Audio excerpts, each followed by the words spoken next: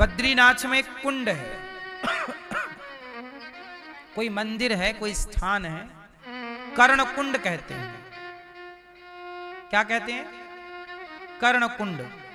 वहां पे क्या था कि एक शंकर जी का, ये बद्रीनाथ केदारनाथ के रास्ते हैं, केदारनाथ में एक कर्ण कुंड मिलता है। केदारनाथ के रास्ते में एक भक्त रहता था शंकर जी का। बहुत ध्यान से सुनना इन बातों को। शंकर जी का एक भक्त रहता था, वो दिन भर ओम नमः शिवाय जपता, ओम नमः शिवाय, ओम नमः शिवाय, ओम नमः। और वो घंटा लिए था अपने पास, क्या कानों में घंटा लटकाए थे, बड़े बड़े घंटा, टन टन टन टन टन। अब जैसे उसके पास कोई आए और बोले भैया राम राम, तो तुरंत वो घंटा बजाने लगे, टन टन टन टन टन। लोग बोले क्या कर रहे हो? बोले मुझे ओम नमः शिवाय के सिवा, शिव के सिवा दूसरा नाम पसंद नहीं है, मुझे ओम नमः शिवाय के अतिरिक्त दूसरा नाम, मुझे राम का नाम, कृष्ण का नाम, नारायण का नाम पसंद। अब लोग ये बात सब में फैली कि भाई वो तो कानों में घंटा लटकाए रहता, दूसरा नाम सुनने ही नहीं चाहता। भेद कर रहा है। क्या कर रहा है? भेद कर रहा है। अब लो भैया, वो वहां रहता, शंकर जी ना बेचारे एक दिन रोने लग गए। तो नारद जी आए, नारायण नारायण। शंकर जी से बोले प्रभु आप रो रहे हैं क्यों?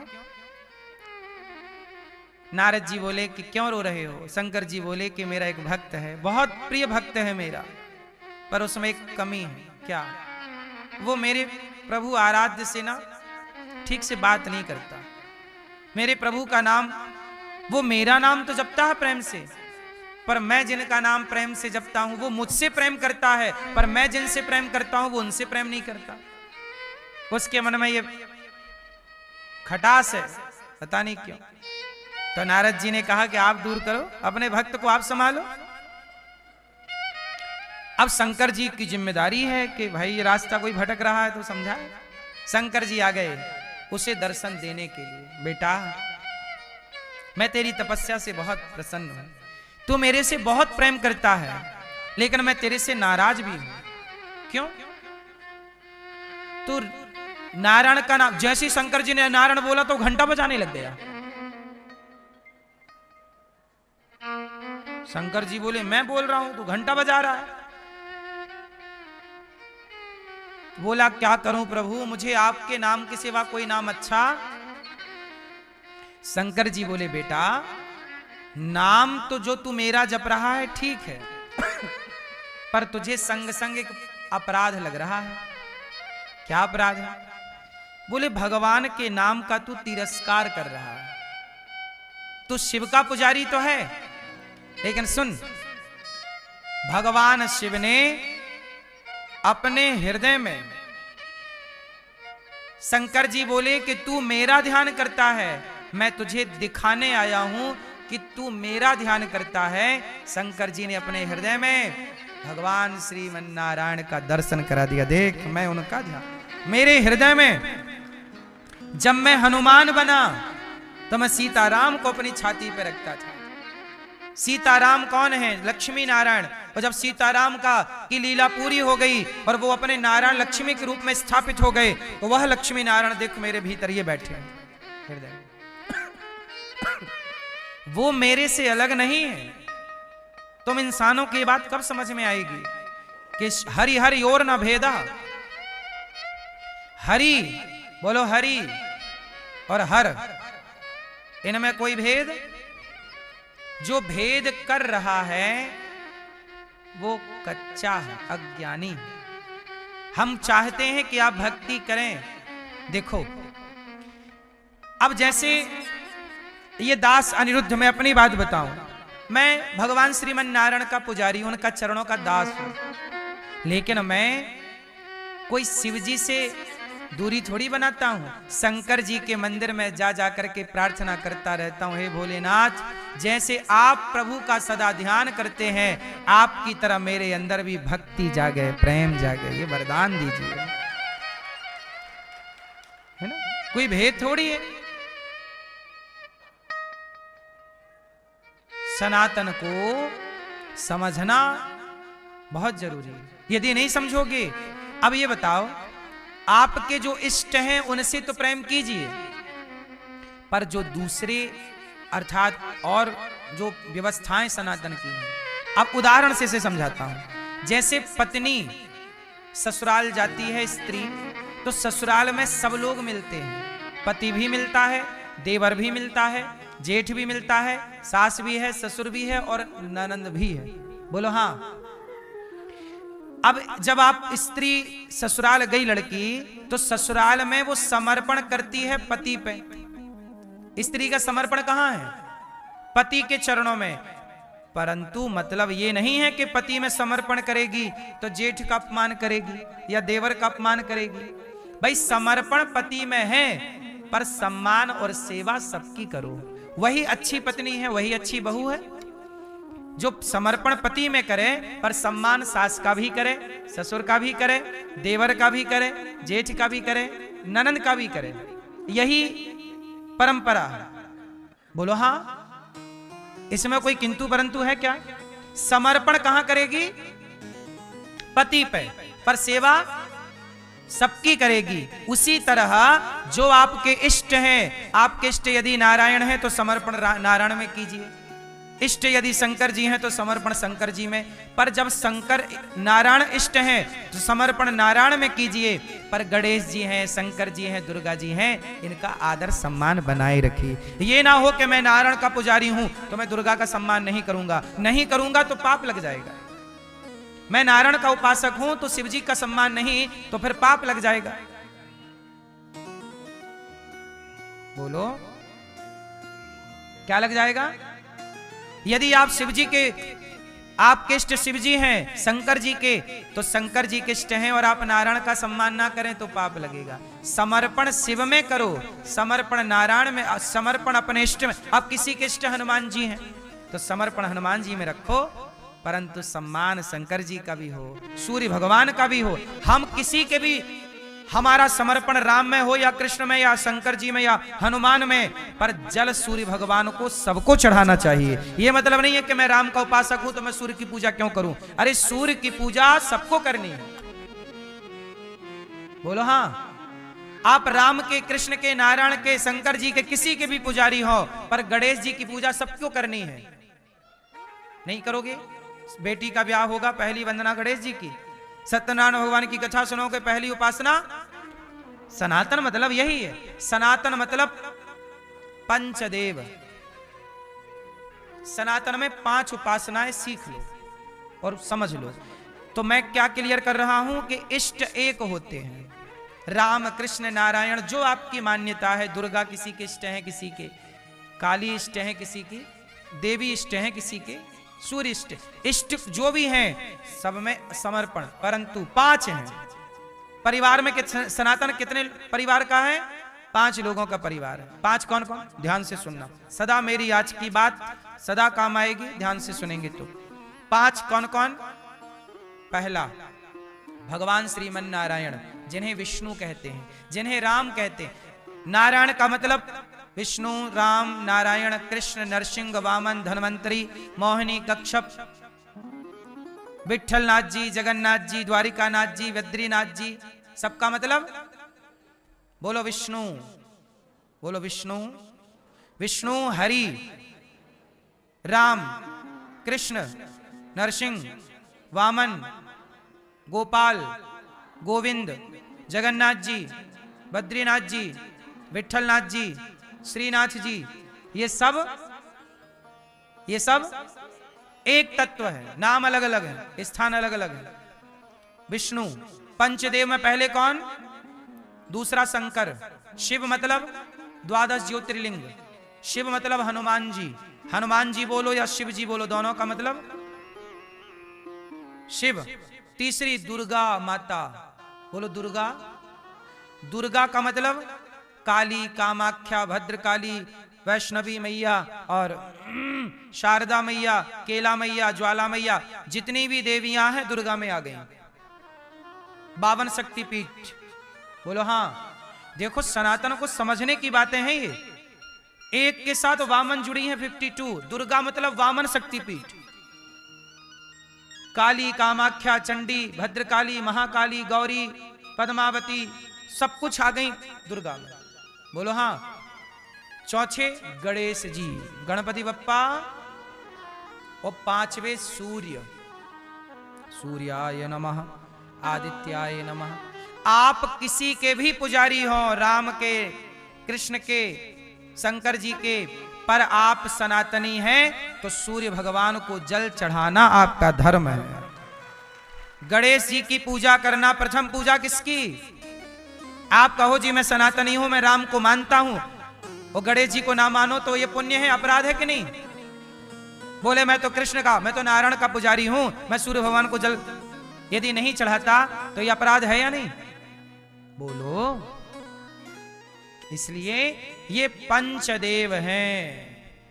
कौन है ये? इन सनातन में ये पंचदेव की उपासना है। आप समर्पण आपका नारायण में है तो चार को मानना है आपको। शंकर जी एक समर्पण आपका शिव में है तो भी चार बचे। दुर्गा में आपका समर्पण वो इष्ट है तो भी चार बचे। बोलो हाँ। जिनमें समर्पण है उन्हें मानिए, पर फिर भी पांच में एक में समर्पण है तो चार फिर भी बच रहे। इन चारों का सम्मान बनाए रखिएगा। इनका तिरस्कार मत कर दीजिए कि नहीं जी मैं इनका हूं तो इनकी पूजा, ये सनातन का अपमान है। बोलो हाँ हाँ। और एक बात और ध्यान से सुनिए, मैंने कितने नाम गिनाए? पंचदेव। इन पांचवे के अतिरिक्त छठवे किसी की पूजा सनातन धर्म में नहीं होती, और यदि हो रही है तो वो फर्जीवाड़ा है। और देवता चित्त न धरई, लिखा है कि नहीं? सबको चित्त पे रखने की जरूरत। हमारे यहां देवताओं की पूजा नहीं होती। इंद्र देवताओं के राजा हैं। देवता 33 कोटि हैं। फिर दोहरा लो, देवता कितने हैं? 33 कोटि के दो अर्थ हैं। कोटि मीन्स प्रकार और कोटि मतलब करोड़। 33 करोड़ देवता। 33 करोड़ देवताओं की पूजा नहीं है। ये जो मैंने पांच गिनाए इन्हें व्यवहार में पंचदेव कहते हैं, पर ये पांचों भगवत तुल्य, ये पांचों भगवान की गणना में आते हैं। ये पांचों किसकी गणना में है? जोर से जोर से जोर से। भगवान की। नारायण भगवान की गणना में है, शंकर जी भगवान की गणना में है, सूर्य भगवान की गणना में है, दुर्गा भगवान की गणना में है, और गणेश जी भगवान की गणना में है, जबकि इंद्र भगवान की गणना में। इसलिए हमारे यहां देवताओं की पूजा नहीं होती, भगवान की पूजा होती। समझ में आई कि नहीं? चलो अब एक बात और समझाऊं, सुनो। हमारे यहां सनातन में ये 5 बातें और ये 33 कोटि की बातें समझ लेनी चाहिए। कुछ लोग क्या मिक्स कर देते हैं, बोले तुम्हारे यहां तो 33 करोड़ भगवान है। भगवान 33 करोड़ नहीं है, एक है। अब मैं आपको और बताऊं, हमने कितने गिनाए? 5। अच्छा ये बताओ, ये 5 उंगलियां, आप लोग अपना पंजा खोलो, कितनी उंगलियां हैं? लेकिन ये 5 को ध्यान से देखना, कनेक्ट एक से है कि नहीं? एक हाथ, एक में ही 5 हैं। बोलो हाँ। ऐसे ही मूल रूप से भगवान नारायण हैं, वह नारायण में ही ये 5 का दर्शन है। ये 5 नहीं है, ये 5 एक है। एको ब्रह्म द्वितीयो नास्ति, ईश्वर एक है। 5 मैंने केवल समझाने के लिए 5 बताए आपको, कि आपको भेद ना हो, भेद ना समझना, इसलिए बता दिए। पर ये 5 गाय के थन कितने हैं? 4, पर चारों थन में दूध एक सा है। दूध थन 4 है पर दूध एक है। उसी प्रकार व्यवस्था में 4 हैं, 5 हैं। जैसे 3 और ब्रह्मा विष्णु महेश, सृष्टि उत्पन्न करना, पालन करना, संगार, मुख्य धारा 3 है, ब्रह्मा विष्णु। लेकिन ये 3 भी एक ही है, मूल तत्व एक है। व्यवहार में डिवाइडेशन, जैसे बिजली एक है पर बिजली के तार 3 है, फेस 1, फेस 2, फेस 3। व्यवहार में 3 फेस चाहिए, एक फेस से काम नहीं होगा, पर बिजली एक है। मूल में बिजली एक है, व्यवहार में बिजली 3 भागों में डिवाइड है। मूल में एक भगवान है, व्यवहार में ब्रह्मा विष्णु महेश दिखाई पड़ते हैं, क्योंकि व्यवस्थाएं करनी है, सृष्टि का क्रम चलाना है। अब यहां मैं एक बात और समझा दूं आपको। ब्रह्मा, बताइए ब्रह्मा को किस कोटि में रखा गया है? ब्रह्मा भगवान है या नहीं? उत्तर जोर से, जोर से, क्या है फिर? हैं? ब्रह्मा कौन है? सुनो, ब्रह्मा जी बड़े पावरफुल होते हैं, सृष्टि के निर्माता है ना। पुष्कर में पूजा होती है ब्रह्मा जी की। पर आपकी जानकारी के लिए बताइए, सनातन का मूल ज्ञान है जो कि आज लोगों के पास नहीं है, जो कि होना चाहिए। इसलिए मैं मूल बातें आपको समझाई दे रहा हूं। ब्रह्मा जी जीव कोटि में आते हैं।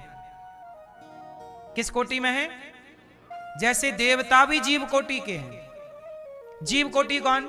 जैसे मैं जीव कोटि का हूं, आप जीव कोटि के हैं। जीव मतलब आप आए और मर जाएंगे एक दिन बाद। ऐसे ब्रह्मा जी भी आए, 100 साल का कार्यकाल होता है ब्रह्मा जी का। इंद्र का भी 100 साल का कार्यकाल होता, पर इनके 100 साल बड़े होते हैं, ये बदलते रहते हैं।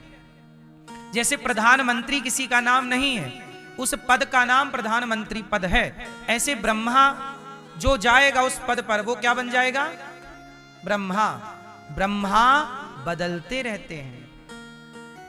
ब्रह्मा, बोलो, ब्रह्मा बदलते रहते हैं। ये सुनी है बात कि नहीं सुनी? ब्रह्मा भी बदल जाते हैं, इंद्र भी बदल जाते हैं। अब जैसे आगामी ब्रह्मा कौन बनेंगे जानते हो? हनुमान जी। हनुमान जी आगे ब्रह्म पद संभालेंगे और ये वाले ब्रह्मा रिटायरमेंट इनका हो जाएगा।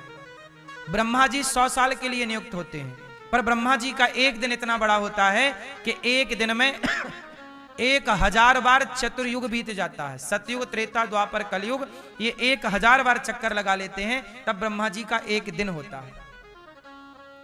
ऐसे अभी ब्रह्मा जी 50 साल के हो गए, 50 साल से थोड़ा अधिक, अभी 50 साल और बाकी है, अभी लंबा टिकेंगे ब्रह्मा जी, फिर हनुमान जी बनेंगे। जैसे देवराज इंद्र अभी वर्तमान में पुरंदर नाम के राजा इंद्र पद पर बैठे हैं। आगामी समय पर राजा बलि, बलि का नाम सुना? 3 पग भूमि मांगी, पहले पग में पाताल, दूसरे पर सत्यलोक वामन भगवान ने नापा, और तीसरा पग कहां रखा था राजा बलि के? कहां पर? सिर पर। भगवान श्रीमन नारायण ने अपना पग कहां रखा? राजा बलि के सिर पर तीसरा पग रखा और कहा कि राजन, मैं तुझे छलने आया, तूने मुझे छल लिया, तुझे मैं पाताल। अभी राजा बलि पाताल के राजा हैं। आगामी मनवंतर में, ये अभी कौन सा मनवंतर चल रहा है भाई? वस्वत मनवंतर चल रहा है। इस मनवंतर के राजा पुरंदर नाम के राजा इंद्र हैं। आगामी मनवंतर में देवराज इंद्र कौन बनेगा? राजा बलि की इच्छा थी इंद्र बनने की, वो बनेंगे। हनुमान जी क्या बनेंगे? प्रमोशन। हनुमान जी का होगा प्रमोशन, बलि का भी होगा प्रमोशन। आप भी कुछ भक्ति वक्ति कर लो, आपको भी कहीं कहीं के देवता बनाई देंगे भगवान। देवराज इंद्र अगली बार आप लोग ही बन जाना।